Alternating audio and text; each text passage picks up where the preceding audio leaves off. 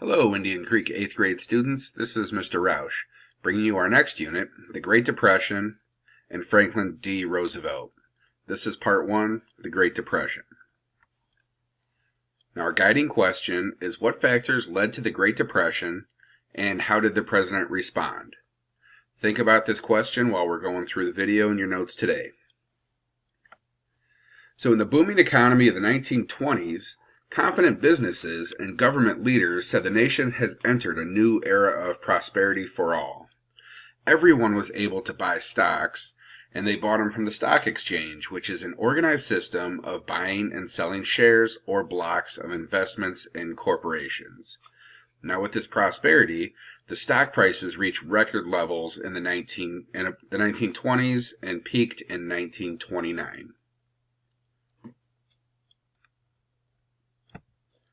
Because many investors lacked the money to continue purchasing stock, they bought on margin. Now, margin is buying a stock and only having to pay a fraction of the stock price and borrowing the rest of the money from their brokers. Brokers, in turn, borrowed their money from banks. As long as the value of stocks continued to rise, the buyer could sell later and still make a profit. Now, if that value fell, investors and brokers would not have enough money to pay off their loans. So some of the pros of buying on margin is you can buy stocks for a fraction of the cost. And if the stock price rise, you make your profit and you pay back whatever money you borrowed. Now some of the cons are the brokers had to borrow money from banks, and if the stock price drops, they are responsible for that and have to pay the money back for the stocks.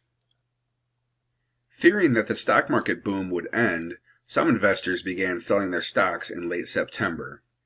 These sales made the stock prices fall, and brokers began to demand repayment of their loans, forcing investors who had bought on margin to sell their stocks.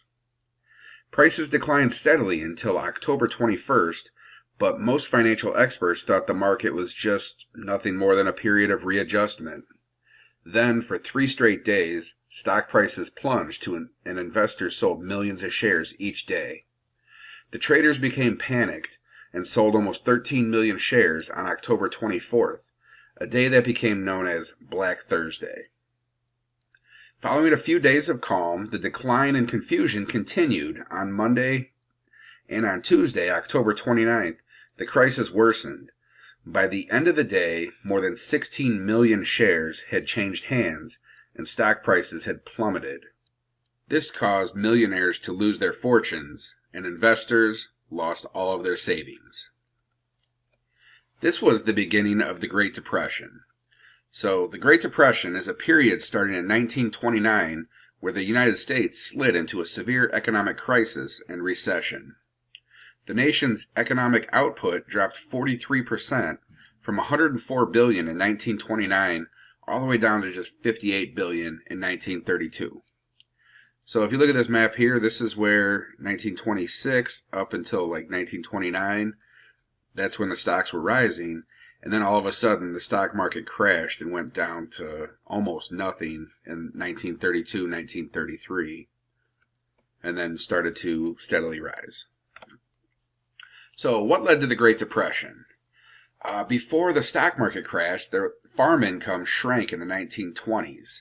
Also, the automobile and construction industries declined and had to lay off a lot of workers.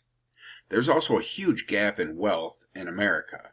Only about 1% of the population owned about 1/3 of the wealth and had 1/3 of the money in the United States. And about 75% of Americans lived in poverty or right on the edge of poverty. Borrowed money fueled much of the economy in the 1920s. Farmers bought land, equipment, and supplies on credit, and consumers used credit to buy cars. Investors borrowed money to buy stocks. Many small banks suffered when the farmers defaulted or couldn't pay their loans. Large banks, which had bought a lot of stocks as an investment, suffered huge losses in the stock market crash.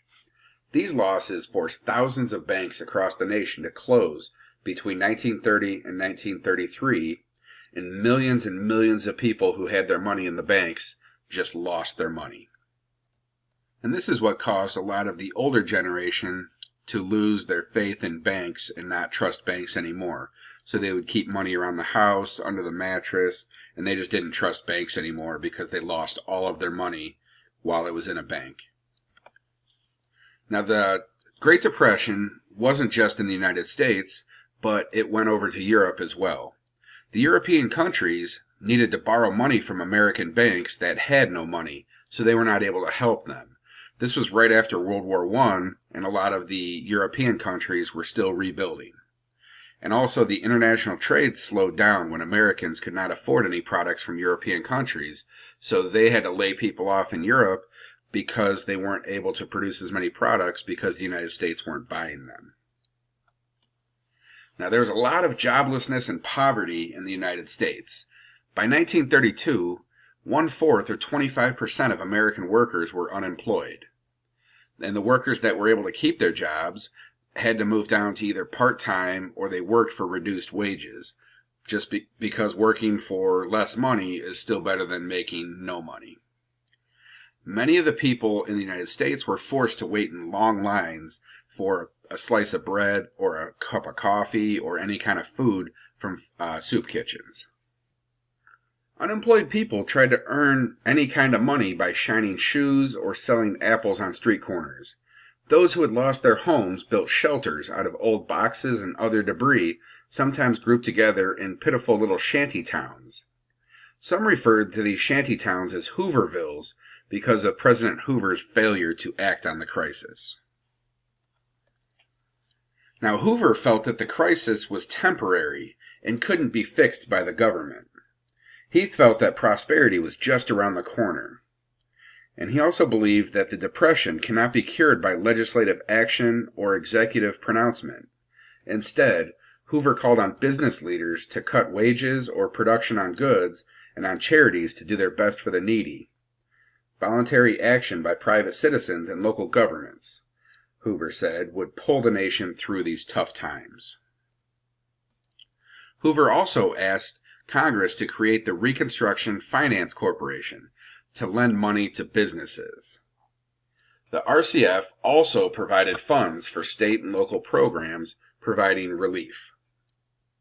However, the RFC's dictators were reluctant to make risky loans, and much of its budget remained unspent.